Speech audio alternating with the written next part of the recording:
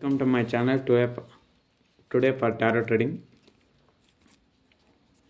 So ಇವತ್ತಿನ taro trading ಏನಂದರೆ two side ಲವರ್ಸ್ಗೆ ಮತ್ತು ಮದುವೆಯಾಗಿ ಸಪ್ರೇಷನ್ ಆಗಿರುತ್ತೆ. ನೀವು ಪ್ರೀತಿಸಿದಂಥ ವ್ಯಕ್ತಿ ನಿಮಗೋಸ್ಕರ ಯಾವ ಥರ ನಿರ್ಧಾರಗಳು ತೊಗೊತಾರೆ ಅನ್ನೋದು ಇವತ್ತಿನ ರೀಡಿಂಗು. ಇದೊಂದು ಜನರಲ್ ಟ್ಯಾರೋ ಟ್ರೇಡಿಂಗ್ ಆಗಿರುತ್ತೆ ಅಷ್ಟೇ. ನಿಮ್ಗೆ ಅಪ್ಲಿಕೇಬಲ್ ಆದರೆ ಮಾತ್ರ ತೊಗೊಳ್ಳಿ, ಇಲ್ಲಾಂದರೆ ಬೇಡ. ಸೊ ನೋಡುವಂಥ ನನ್ನ ವ್ಯೂವರ್ಸ್, ಅವ್ರು ಪ್ರೀತಿಸೋವಂಥ ವ್ಯಕ್ತಿ, ಮನಸಾರೆ ಪ್ರೀತಿಸ್ತಾರಂಥ ವ್ಯಕ್ತಿ ಮುಂದೆ ಅವ್ರು ಏನು ನಿರ್ಧಾರ ತೊಗೊತಾರೆ, ನೋಡುವಂಥ ನನ್ನ ವ್ಯೂವರ್ಸ್, ಅವರು ಮನಸ್ಸಲ್ಲಿ ಪ್ರೀತಿಸಿರೋಂಥ ವ್ಯಕ್ತಿ ಮುಂದೆ ಇವ್ರ ಪ್ರೀತಿಗೋಸ್ಕರ ಏನು ನಿರ್ಧಾರ ತಗೊತಾರೆ. 7 ಆಫ್ ವಾಂಡ್ಸ್. ಸೊ ನೀವು ಪ್ರೀತಿಸಿದಂಥ ವ್ಯಕ್ತಿ ನಿಮ್ಮೊಂದು ಪ್ರೀತಿಯಲ್ಲಿ ಮುಂದೆ ಏನು ಆ್ಯಕ್ಷನ್ ತಗೊತಾರೆ, ಅವರು ಮುಂದೆ ನಿರ್ಧಾರ ಏನು.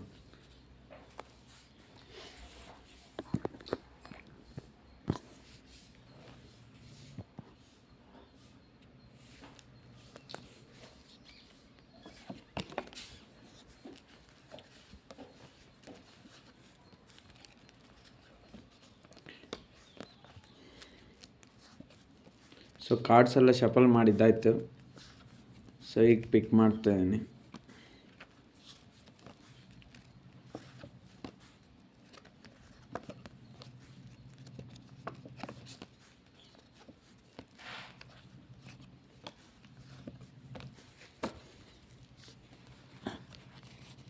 ನೀವು ಪ್ರೀತಿ ಮಾಡಿರೋಂಥ ವ್ಯಕ್ತಿ ಏನು ನಿರ್ಧಾರ ತಗೊತಾರೆ ಈ ಒಂದು ಪ್ರೀತಿಯಲ್ಲಿ. ಸೊ ನೀವು ಪ್ರೀತಿಸಿದಂಥ ವ್ಯಕ್ತಿ ಯಾರಿದ್ದಾರೋ ಅವರು, ಸೊ ಅವರು ಇವಾಗ ಯಾವ ಪರಿಸ್ಥಿತಿಯಲ್ಲಿದ್ದಾರೆ, ನೀವು ಯಾವ ಪರಿಸ್ಥಿತಿಯಲ್ಲಿ ಅಂದರೆ ಸ್ಟಕ್ ಸಿಚುವೇಶನ್. ಸೊ ಅಂದರೆ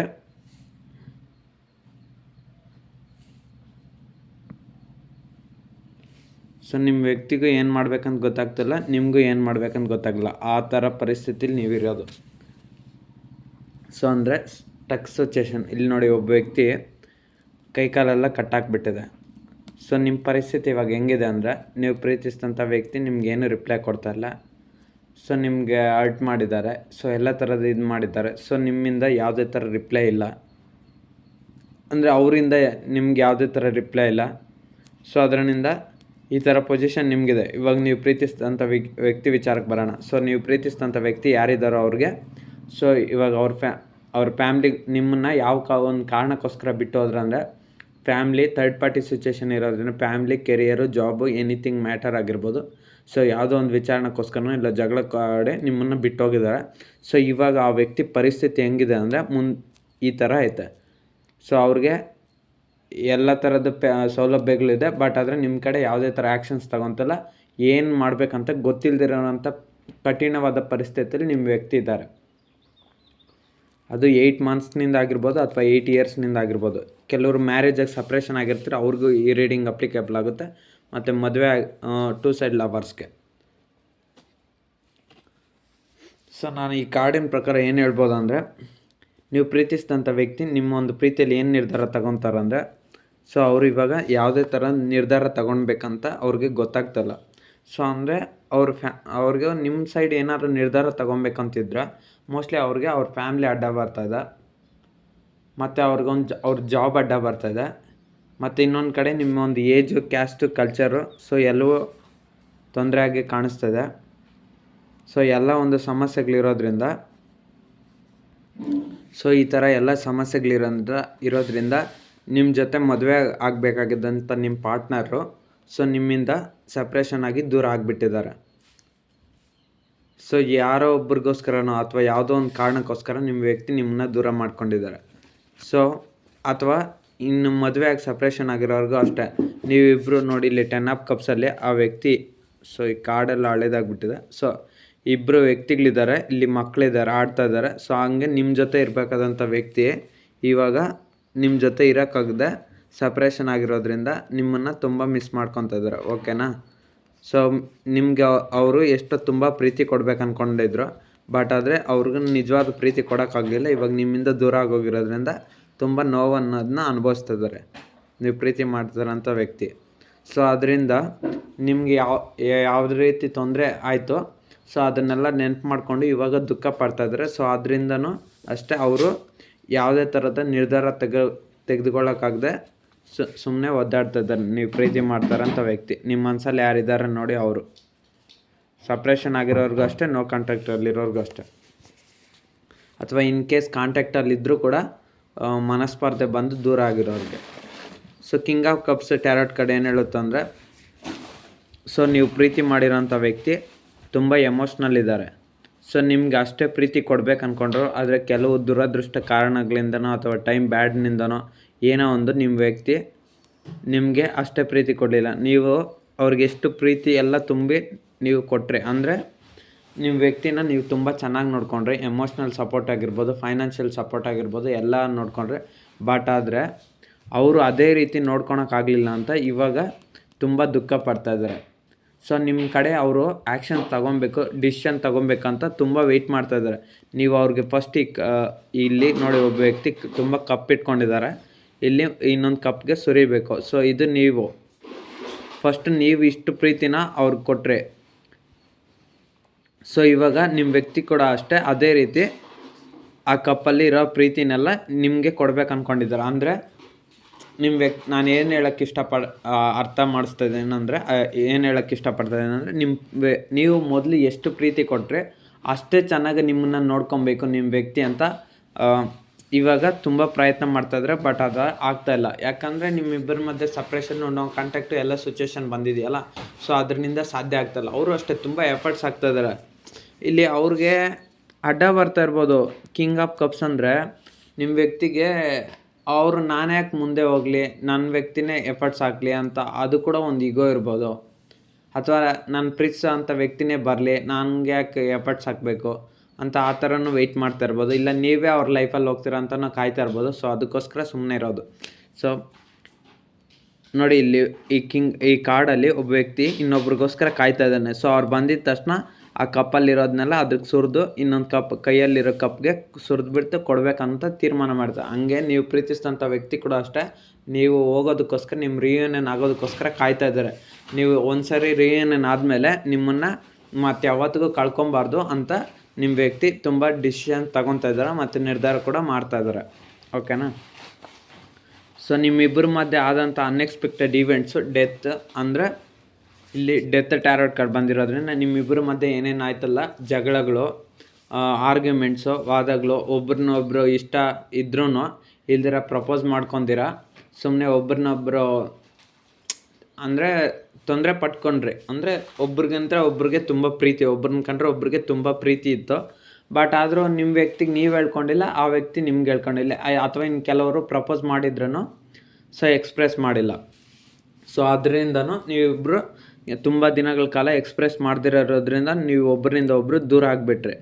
ಸೊ ಅಥವಾ ಇನ್ನು ಯಾರೋ ಹೇಳಿದ ಮಾತು ಕೇಳ್ಕೊಂಡೋ, ಅಥವಾ ಇನ್ನು ಯಾರೋ ಒಬ್ಬರಿಂದನೋ, ಅಥವಾ ಅವ್ರ ಫ್ಯಾಮ್ಲಿಯಿಂದನೋ, ಅಥವಾ ನಿಮ್ಮ ಫ್ಯಾಮ್ಲಿಯಿಂದನೋ ಏನೋ ಒಂದು ಟ್ರಬಲ್ಸ್ ಬಂದು ನೀವಿಬ್ಬರು ದೂರ ಆಗಿ ನಿಮ್ಮಿಬ್ಬರು ಒಂದು ಕನೆಕ್ಷನ್ನು ಡೆತ್ ಸ್ಟೇಜ್ಗೆ ಬಂದುಬಿಡ್ತು, ಅಂದರೆ ಎಂಡಿಂಗ್ ಆಗೋಯ್ತು. ಸೊ ಇವಾಗ ನೀವೇನು ಮಾಡ್ತಾಯಿದ್ದೀರ ಅಂದರೆ, ನೀವು ಅಷ್ಟೇ, ನೀವು ಪ್ರೀತಿಸಿದಂಥ ವ್ಯಕ್ತಿ ನೀವಿಬ್ಬರು ರಿಯೂನಿಯನ್ ಆಗಬೇಕಂತ ತುಂಬ ಎಫರ್ಟ್ಸ್ ಆಗ್ತಾಯಿದ್ರೆ. ಹಾಗೆ ಅಷ್ಟೇ ನೀವು ಪ್ರೀತಿಸಿದಂಥ ವ್ಯಕ್ತಿ ಕೂಡ ಅಷ್ಟೇ, ಅವರು ಇವಾಗ ಬದಲಾಗಿ ಅಂದರೆ ಸೊ ಹಳೆ ವ್ಯಕ್ತಿ ಥರ ಇರ್ದಿರ ನಿಮ್ಮನ್ನು ಇನ್ಮೇಲಾದರೂ ಚೆನ್ನಾಗಿ ನೋಡ್ಕೊಬೇಕು, ಹೊಸ ಬದಲಾವಣೆಗಳು ಬಂದು ಸೊ ನಾನು ಪ್ರೀತಿಸಿದಂಥ ವ್ಯಕ್ತಿನ ನೋಡ್ಕೊಬೇಕಂತ ಅವರು ತುಂಬ ಆಶಯದಲ್ಲಿದ್ದಾರೆ.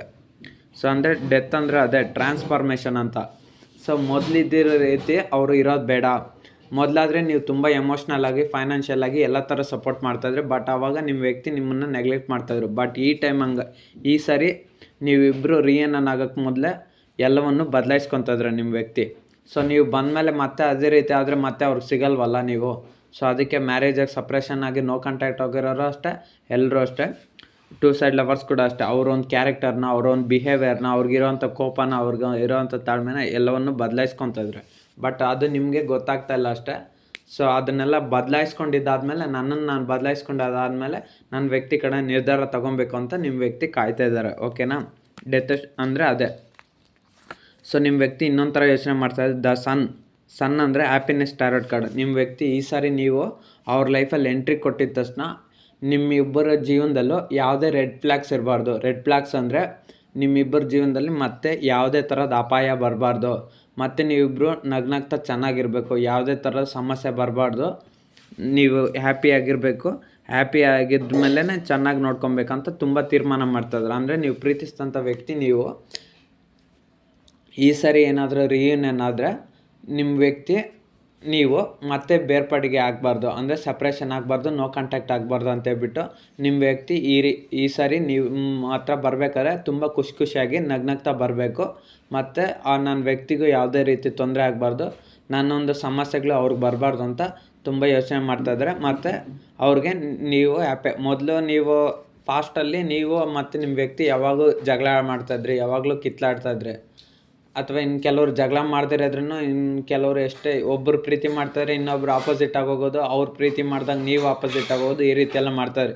ಬಟ್ ಆದರೆ ಈ ಸಾರಿ ಅಂದರೆ ಈ ಸಾರಿ ಏನಾಗುತ್ತಂದರೆ, ನೀವು ಪ್ರೀತಿಸಿದಂಥ ವ್ಯಕ್ತಿ ನೀವು ಇಬ್ಬರು ಚೆನ್ನಾಗಿರ್ಬೇಕು, ಇಬ್ಬರು ಹ್ಯಾಪಿಯಾಗಿರಬೇಕು, ಮತ್ತೆ ಮೊದಲಿನ ಥರ ಸಮಸ್ಯೆ ಆಗಬಾರ್ದು ಅಂತ ಈ ಕಾರ್ಡು ಹೇಳ್ತಾ ಇದೆ. ಸೊ ಆ ಥರ ಡಿಸಿಷನ್ ತೊಗೊಬೇಕಂತ ನಿಮ್ಮ ವ್ಯಕ್ತಿ ಇದ್ದಾರೆ. ಸೊ ನಿಮ್ಮಿಬ್ಬರ ಮಧ್ಯೆ ಆದಂಥ ಬ್ಯಾಡ್ ಇವೆಂಟ್ಸ್ ಎಲ್ಲ ಗುಣಮುಖ ಆಗಿ ಹೋಗಿದ ತಕ್ಷಣ ನಿಮ್ಮಿಬ್ಬರ ಒಂದು ರಿಯೂನಿಯನ್ ಆಗಬೇಕು, ಮತ್ತು ನಾವಿಬ್ಬರು ಒಂದಾಗಬೇಕಂತ ನಿಮ್ಮ ವ್ಯಕ್ತಿ ಆಶಯ ಪಡ್ತಾಯಿದ್ರೆ. ನೋಡಿ ಇಲ್ಲಿ ಒಬ್ಬ ವ್ಯಕ್ತಿ ಒಂದು ಕಪ್ಪಲ್ಲಿರೋ ವಾಟರ್ನೆಲ್ಲ ಇನ್ನೊಂದು ಕಪ್ಗೆ ಸುರಿತಾ ಇದ್ದಾರೆ ಏಂಜಲ್ಸು. ಸೊ ಅದೇ ರೀತಿ ಅಷ್ಟೇ ನೀವು ಪ್ರೀತಿಸಿದಂಥ ವ್ಯಕ್ತಿ ಕೂಡ ಅಷ್ಟೇ, ಆ ದೇವರು ಈ ಸರಿ ನಮ್ಮಿಬ್ಬರನ್ನ ಸೇರಿಸಿದ್ಮೇಲೆ ಮತ್ತೆ ನಾವಿಬ್ಬರು ಬೇರ್ಪಡಿಕೆ ಆಗಬಾರ್ದು, ಅಂದರೆ ಸಪ್ರೇಷನ್ನು ಮತ್ತು ನೋ ಕಾಂಟ್ಯಾಕ್ಟ್ ಹೋಗ್ಬಾರ್ದು, ನಾವಿಬ್ಬರು ಚೆನ್ನಾಗಿರಬೇಕು, ಮತ್ತು ಏನು ತೊಂದರೆ ಆಗಬಾರ್ದು ಅಂತ ನಿಮ್ಮ ವ್ಯಕ್ತಿ ಮನಸ್ಸಲ್ಲೇ ಯೋಚನೆ ಮಾಡ್ತಾಯಿದ್ದಾರೆ. ಸೊ ಈ ಥರ ಹೆಂಗೆ ಬ್ಯಾಲೆನ್ಸ್ ಆಗ್ತದೆ ಲೈಫೆಲ್ಲ, ಅದೇ ರೀತಿ ನಮ್ಮ ಲೈಫ್ ಕೂಡ ಬ್ಯಾಲೆನ್ಸ್ ಆಗಬೇಕು ಅಂತ ಒಂದು ದಿನ ಬರಲಿ ಅಂತ ನಿಮ್ಮ ವ್ಯಕ್ತಿ ಕೂಡ ಕಾಯ್ತಾ ಇದ್ದಾರೆ. ಸೊ ಫಸ್ಟೆಲ್ಲ ಅವರು ಎಷ್ಟು ನೋಡಿ, ಒಬ್ಬ ವ್ಯಕ್ತಿ ಅಳ್ತಾ ಇದ್ದಾರೆ, ಡಾರ್ಕ್ ನೈಟ್ ಆಗಿದೆ, ಸ್ವಾಟ್ಸ್ ಇದೆ, ಒಂದು ಕಡೆ ಗಾಯಗಳಾಗ್ತದೆ, ಇನ್ನೊಂದು ಕಡೆ ಸ್ವಾಟ್ಸ್ ಇದೆ ಡೇಂಜರು, ಇನ್ನೊಂದು ಕಡೆ ಡಾರ್ಕ್ ಆಗಿದೆ. ಸೊ ಅಂದರೆ ತುಂಬ ಭಯಂಕರವಾದಂಥ ಜೀವನ. ಸೊ ನೀವು ಪ್ರೀತಿಸಿದಂಥ ವ್ಯಕ್ತಿ ಕೂಡ ಅಷ್ಟೇ, ಅವ್ರ ಜೀವನ ಕೂಡ ಭಯಂಕರವಾಗಿ ತುಂಬ ಕಷ್ಟಗಳಿಂದ ಕೂಡ ಐತೆ, ನಿಮ್ಮ ಜೀವನ ಕೂಡ ಅಷ್ಟೇ ಪ್ರೀತಿ ಇಲ್ದರೆ ಭಯಂಕರವಾಗಿ ಕೂಡ ಐತೆ. ಸೊ ಅದೇ ಮತ್ತೆ ರಿಪೀಟ್ ಆಗಬಾರ್ದಂತ ನಿಮ್ಮ ವ್ಯಕ್ತಿ ಪ್ರಯತ್ನ ಮಾಡ್ತಾಯಿದ್ದಾರೆ. ಸೊ ಈ ಥರ ಪ್ರಾಬ್ಲಮ್ಸಲ್ಲಿ ಸಿಕ್ಕಾಕೊಂಬಾರ್ದಂತ ನೀವು ಮತ್ತು ನೀವು ಪ್ರೀತಿಸ್ತಾರಂಥ ವ್ಯಕ್ತಿ ಕೂಡ ತುಂಬ ಎಫರ್ಟ್ಸ್ ಹಾಕ್ತಾರೆ. ಮತ್ತು ಇದೇ ಥರ ಒಂದು ಪ್ರಾಬ್ಲಮ್ಸ್ ಬರಬಾರ್ದಂತ ನಿಮ್ಮ ವ್ಯಕ್ತಿ ಕೂಡ ಅಷ್ಟೇ ಇವಾಗ ಡಿಸಿಷನ್ ಮಾಡ್ತಾಯಿದ್ದಾರೆ, ಮತ್ತೆಲ್ಲ ಪ್ರಿಪ್ರೇಷನ್ ಮಾಡ್ತಾಯಿದ್ದಾರೆ. ನೀವು ಬಂದಾಗ ಹೇಗೆ ಮಾತಾಡಬೇಕು, ನಿಮ್ಮ ಜೊತೆ ರಿಯೂನಿಯನ್ ಹೇಗೆ ಆಗಬೇಕು, ಯಾವ ಥರ ಪ್ಲ್ಯಾನ್ಸ್ ಮಾಡಬೇಕು, ಅವ್ರ ಫ್ಯಾಮ್ಲಿನ ಹೇಗೆ ಒಪ್ಪಿಸ್ಬೇಕು, ಕೆರಿಯರ್ನ ಜಾಬ್ನ ಹೇಗೆ ಮೇಂಟೈನ್ ಮಾಡಬೇಕು. ನೀವು ಒಂದು ವೇಳೆ ಒಂದೇ ಕಡೆ ಕೆಲಸ ಮಾಡ್ತಾ ಇರ್ಬೋದು ಒಂದು ವೇಳೆ, ಅಥವಾ ಇಲ್ಲಾಂದರೆ ಇಬ್ಬರು ಅನ್ಎಕ್ಸ್ಪೆಕ್ಟೆಡಾಗಿ ಮೀಟಾಗಿ ಲವ್ ಆಗಿರ್ಬೋದು, ಅಥವಾ ಕೆಲವ್ರಿಗೆ ಮ್ಯಾರೇಜು ಸಂಬಂಧಿಕರಾಗಿರ್ಬೋದು. ಸೊ ಏನೋ ಒಂದು ನಿಮ್ಮಿಬ್ರಿಗೂ ತುಂಬ ಪ್ರೀತಿ ಇದೆ, ಬಟ್ ಆದರೆ ಮತ್ತೆ ಮೊದಲಿನ ಥರ ನಿಮ್ಮ ಪ್ರೀತಿ ಕೆಟ್ಟೋಗ್ಬಾರ್ದಂತ ನಿಮ್ಮ ಪ್ರೀತಿಸಿದಂಥ ವ್ಯಕ್ತಿ ನಿಮ್ಮ ಬಗ್ಗೆ ತುಂಬ ಯೋಚನೆ ಮಾಡ್ತಾಯಿದ್ರೆ. 8 ಆಫ್ ವಾಂಡ್ಸ್ ಏನು ಹೇಳುತ್ತೆ ಅಂದರೆ, ನೀವು ಪ್ರೀತಿಸಿದಂಥ ವ್ಯಕ್ತಿ ಆದಷ್ಟು ಬೇಗ ನಿಮ್ಮನ್ನು ಕಾಂಟ್ಯಾಕ್ಟ್ ಮಾಡಬೇಕು, ಕಮ್ಯುನಿಕೇಷನ್ ಮಾಡಬೇಕಂತ ತುಂಬ ಆತುರತೆಯಲ್ಲಿದ್ದಾರೆ. 8 ಆಫ್ ವಾಂಡ್ಸ್ ಅಂದರೆ ಕಮ್ಯುನಿಕೇಷನ್ ಕಾರ್ಡೇ ಇದು. ಸೊ ನಿಮ್ಮ ವ್ಯಕ್ತಿ ನಿಮ್ಮ ಸೈಡ್ ಬರಬೇಕಂತ ತುಂಬ ಪ್ರಯತ್ನದಲ್ಲಿದ್ದಾರೆ. ಬಟ್ ಆದರೆ ನಿಮಗೆ ಅವ್ರು ಯಾವಾಗ ನಿಮಗೆ ಎಮೋಷ್ನಲಾಗಿ ಲಾಸ್ ಮಾಡಿದ್ರು, ಫೈನಾನ್ಷಿಯಲ್ ಲಾಸ್ ಮಾಡಿದ್ರು, ಸೊ ಅವ್ರಿಗೆ ಇವಾಗ ನಿಮ್ಮ ಸೈಡ್ ಬರೋಕ್ಕಾಗ್ತಿಲ್ಲ. ಮತ್ತು ಅವ್ರ ಫ್ಯಾಮ್ಲಿ ಕೂಡ ಅಡ್ಡ ಬರ್ತಾಯಿದೆ. ಇಲ್ಲಿ ಥರ್ಡ್ ಪಾರ್ಟಿ ಸಿಚುವೇಷನ್ ಅನ್ನೋದು ಸ್ಟ್ರಾಂಗ್ ಆಗಿದೆ. ಸೊ ಅದರಿಂದ ನಿಮ್ಮ ವ್ಯಕ್ತಿ ನಿಮ್ಮ ಸೈಡ್ ಎಷ್ಟೇ ಬರಬೇಕಂತ ತೀರ್ಮಾನ ಇದ್ರೂ ಅವ್ರನ್ನ ಮತ್ತೆ ಸ್ಟಾಪ್ ಮಾಡ್ತಾಯಿದೆ. ನೋಡಿ ಮತ್ತೆ ಅದೇ ಕಾರ್ಡ್ ಬಂದಿದೆ, ಕ್ವೀನ್ ಆಫ್ ಸಾರ್ಟ್ಸ್. ಅಂದರೆ ಇಲ್ಲಿ ಒಬ್ಬ ಲೇಡಿ ಅನಿಸ್ತಾ ಇದೆ. ಥರ್ಡ್ ಪಾರ್ಟಿ ಸಿಚುವೇಷನ್ ಸ್ಟ್ರಾಂಗ್ ಆಗಿದೆ. ಮದರೋ ಫಾದರೋ ಯಾರೋ ಒಬ್ಬ ವ್ಯಕ್ತಿನೋ, ಅಥವಾ ಕೆರಿಯರೋ, ಜಾಬೋ, ಅಥವಾ ಸೊಸೈಟಿಯಲ್ಲಿ ಯಾರೋ ಪ್ರಾಬ್ಲಮ್ಸ್, ಅಥವಾ ಫ್ರೆಂಡ್ಸೋ. ಸೊ ನೀವು ಪ್ರೀತಿ ಮಾಡ್ತಾ ಇರೋಂಥ ವ್ಯಕ್ತಿ ಫ್ರೆಂಡ್ಸೋ ಯಾರೋ ಒಬ್ಬರು ಗೊತ್ತಿರೋಂಥ ಒಬ್ಬ ವ್ಯಕ್ತಿ ನಿಮ್ಮ ಪ್ರೀತಿಗೆ ಅಡ್ಡ ಬರ್ತಾಯಿದ್ದಾರೆ. ಸೊ ನಿಮ್ಮೊಂದು ಪ್ರಾಬ್ಲಮ್ಸ್ ಎಲ್ಲ ತಂದಿಡ್ತಾ ಇದ್ದಾರೆ. ಸೊ ಆ ವ್ಯಕ್ತಿಯಿಂದನೂ ನಿಮ್ಮ ವ್ಯಕ್ತಿ ಭಯಪಟ್ಟು ನಿಮ್ಮ ಸೈಡ್ ಬರ್ದಿರಿರ್ಬೋದು. ಇದು ಮದುವೆ ಆಗಿರೋರ್ಗೂ ಅಷ್ಟೇ, 2 ಸೈಡ್ ಲವರ್ಸ್ಗೂ ಅಷ್ಟೇ, ಇಬ್ರಿಗೂ ಅಪ್ಲಿಕೇಬಲ್ ಆಗುತ್ತೆ. ಥರ್ಡ್ ಪಾರ್ಟಿ ಸಿಚುವೇಷನ್ ಸ್ಟ್ರಾಂಗ್ ಆಗಿರ್ಬೋದು. ನಿಮ್ಮ ವ್ಯಕ್ತಿ ಅವ್ರು ಪಡ್ತಾ ಇರೋ ಕಷ್ಟಗಳಿಂದ ಸೊ ಹೊರಗೆ ಬರೋಕ್ಕಾಗ್ದಿರ ತುಂಬ ನೋವು ಪಡ್ತಾಯಿದ್ದಾರೆ. ನೀವು ಕೂಡ ಅಷ್ಟೇ ನೋವು ಪಡ್ತಾಯಿದ್ರ. ಸೊ ಇಷ್ಟೆಲ್ಲ ಕಷ್ಟಗಳು ನನಗೆ ಇದೆ, ನಾನು ಪ್ರೀತಿಸಿದಂಥ ವ್ಯಕ್ತಿ ನನ್ನ ಲೈಫಲ್ಲಿ ಬಂದರೆ ಅವ್ರನ್ನ ಹೇಗೆ ನಾನು ಚೆನ್ನಾಗಿ ನೋಡ್ಕೊಳೋದು ಅಂತ ನಿಮ್ಮ ವ್ಯಕ್ತಿ ತುಂಬ ಯೋಚನೆ ಮಾಡ್ತಾಯಿದ್ದಾರೆ.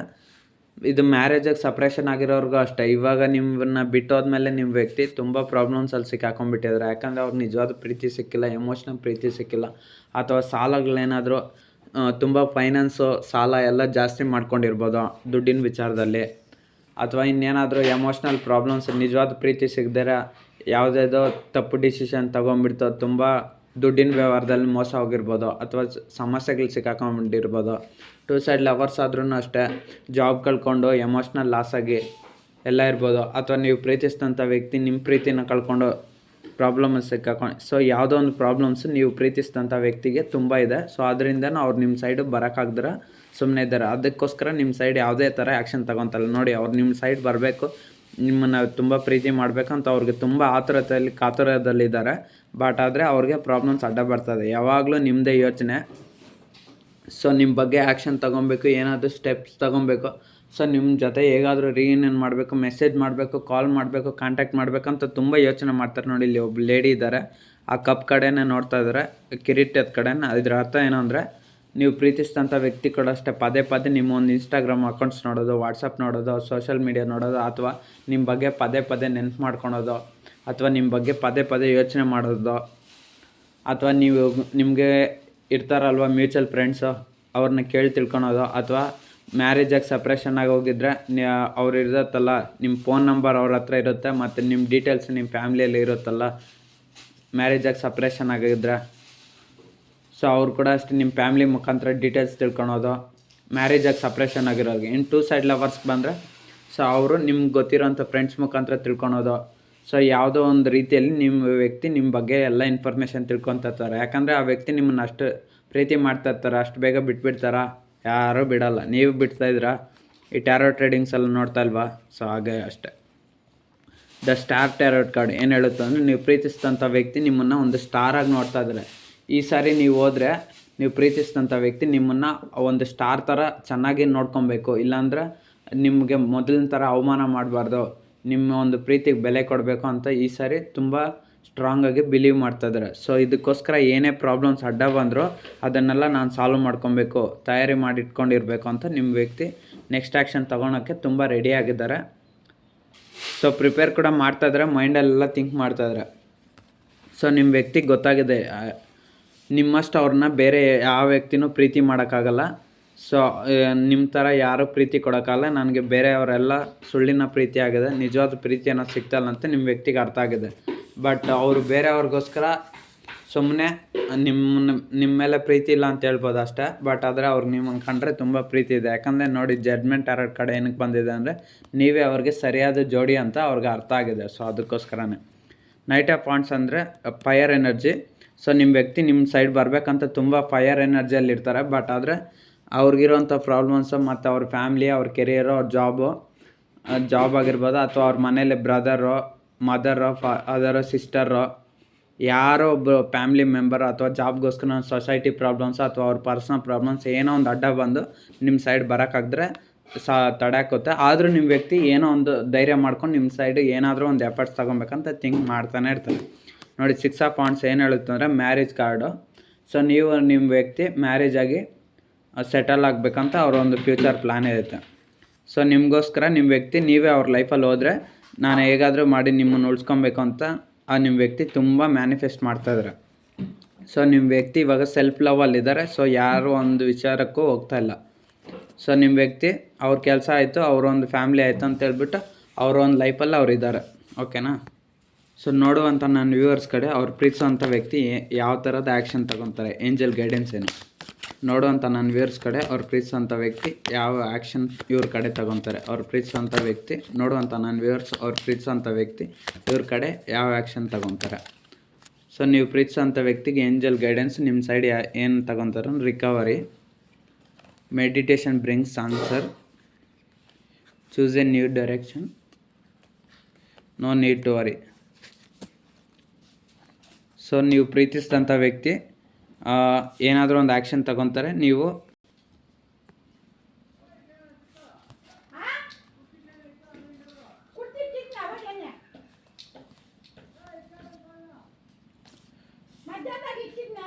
ನೀವು ತುಂಬ ಗಾಬರಿ ಪಟ್ಕೊಳೋದು ಬೇಕಾಗಿಲ್ಲ. ನಿಮ್ಮ ವ್ಯಕ್ತಿ ಏನಾದರೂ ಒಂದು ತೀರ್ಮಾನಕ್ಕೆ ಬರ್ತಾರೆ.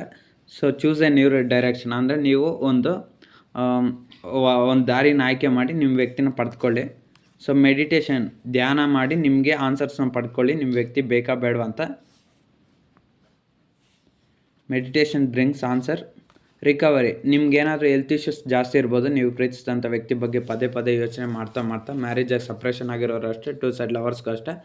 ಸೊ ನಿಮ್ಮ ಬಾಡಿನ ಮೊದಲು ನೀವು ರಿಕವರಿ ಮಾಡ್ಕೊಳ್ಳಿ. Health issues, mental health issues ಏನಾದರೂ ಪ್ರಾಬ್ಲಮ್ಸ್ ಇದ್ದರೆ ಸೊ ಎಲ್ಲವನ್ನು ಕ್ಲಿಯರ್ ಮಾಡಿಕೊಂಡು ಸಾಲ್ವ್ ಮಾಡ್ಕೊಳ್ಳಿ. ಓಕೆನಾ? ನನ್ನ ಚಾನಲ್ ಯಾರೆಲ್ಲ ಲೈಕ್ ಮಾಡಿಲ್ಲ, ಶೇರ್ ಮಾಡಿಲ್ಲ, ಸಬ್ಸ್ಕ್ರೈಬ್ ಮಾಡ್ಕೊಳ್ಳಿ, ಇದು ಮಾಡ್ಕೊಳ್ಳಿ. ಸೊ ಇದೊಂದು ಜನರಲ್ ಟ್ಯಾರೋ ಟ್ರೇಡಿಂಗ್ ಅಷ್ಟೇ, ನಿಮ್ಮ ಪರ್ಸ್ನಲ್ ರೀಡಿಂಗ್ ಅಲ್ಲ. ಪರ್ಸ್ನಲ್ ರೀಡಿಂಗ್ ಬೇಕಾದರೆ ನನ್ನೊಂದು ವಾಟ್ಸಪ್ ನಂಬರ್ ಕಾಂಟ್ಯಾಕ್ಟ್ ಮಾಡಿ, ಓಕೆನಾ.